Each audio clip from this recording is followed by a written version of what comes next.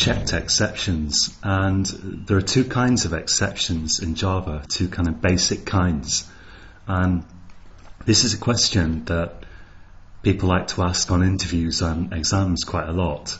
What kinds of exceptions are there in Java? There are two basic kinds, and checked exceptions are the kind that you're forced to handle, and we've seen examples of those so far. Like if you call thread.sleep, for example, then this throws an exception, which is a checked exception, so you have to handle it.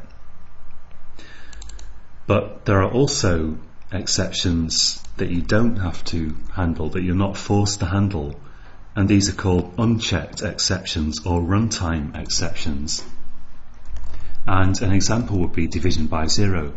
So let's say you've got a integer here, let's say int value equals 7, and let's say I say that value equals value divided by 0.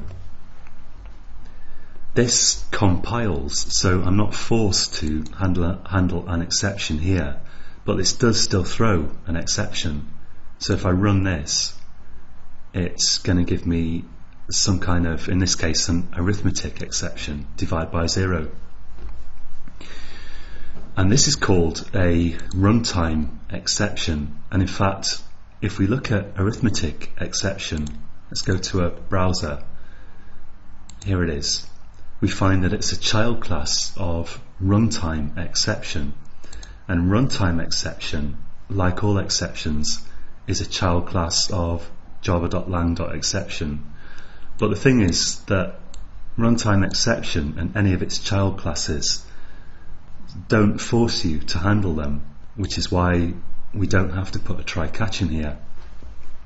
And the idea is that runtime exceptions are things that are really serious, basic, fundamental errors in your program. So if you've got a runtime exception, it's something that your program is unlikely to be able to recover from. And for that reason, it doesn't even force you to catch it.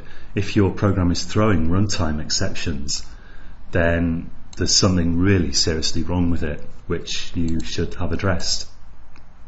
Another good example would be a null pointer exception.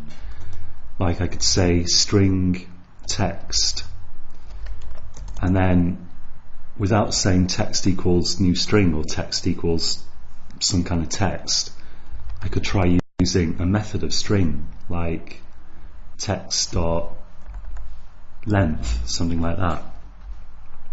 I could put in, let's say, sysout text.length. Now this probably isn't going to compile, just because it's going to tell me, if I say this, it's going to say that text may not have been initialized. But if I set text equal to null,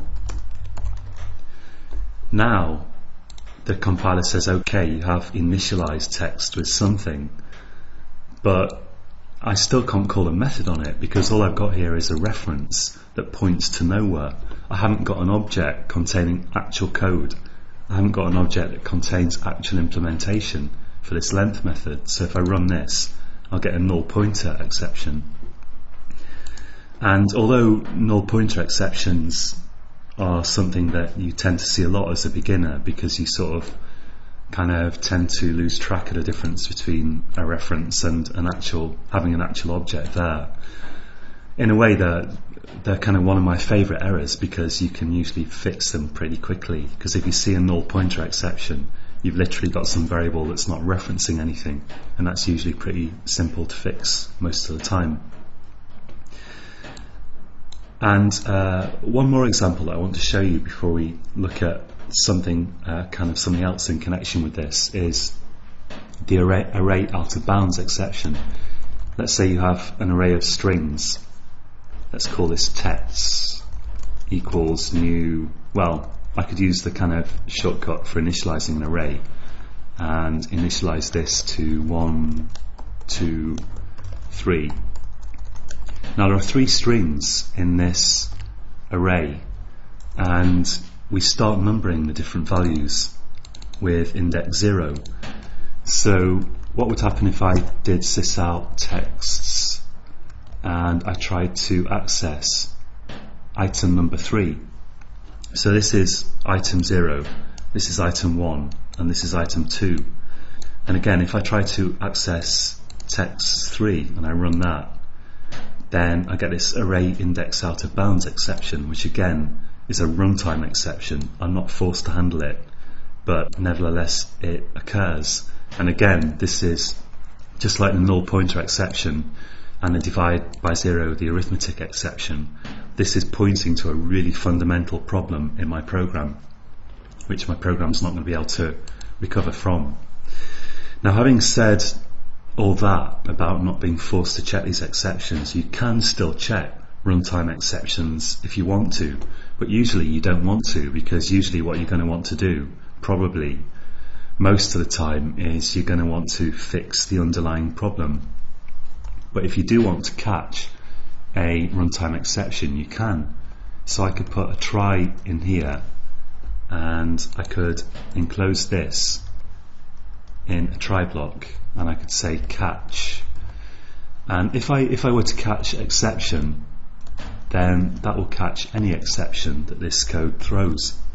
So sometimes that could be useful, and I could do sysout e.get message, let's say, and maybe that will tell us something useful. So if I run this, actually the message isn't useful at all in that case, but yeah, I'm sure we could figure out something useful to do, like maybe, I don't know what toString looks like on, yeah, that's kind of more informative on array index out of bounds exception.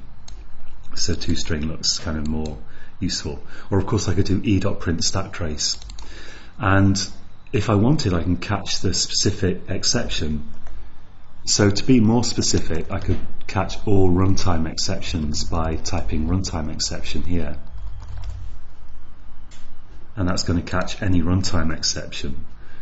Or I could catch the exact specific exception if I'm expecting it, like array index out of bounds exception, like this. So you can still catch runtime exceptions, but it's less common to do so, partly because you're not forced to, and partly because they do generally point to fundamental flaws in your program which you really need to fix. So that's it for this tutorial, and I think we've covered everything that's really important about exceptions for the moment. And there's still some quite fundamental things in Java that we still haven't covered in these tutorials. So my intention now is to carry on to fill in a few fundamental concepts, and later on probably I'll make some videos in which you can use to test your knowledge of Java. But we've still got a few basic things to cover, although we've certainly covered the majority of probably basic core Java by now. So that's it for this tutorial, and you can find this code, and I'll probably type out a little bit more of what I just wrote again on caveofprogramming.com. And until next time, happy coding.